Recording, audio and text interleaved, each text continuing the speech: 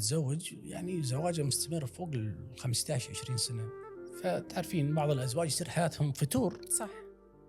فيصيرون عايشين مع بعض كهيكل زواج، بس لكن فعليا يعني مجرد شكل عائلة.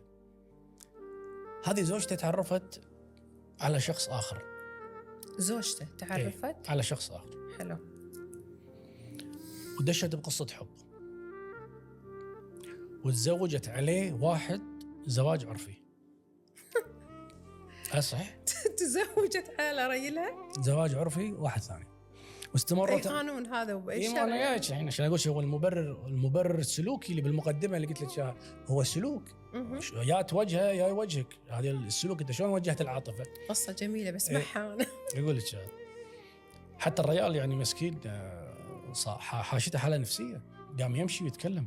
المهم تزوجت زواج عرفي لشخص لمدة سنة سنتين لين انكشف أمرها لظروف معينة. انكشف أمرها يعني لما تواجه كل طرف. الحين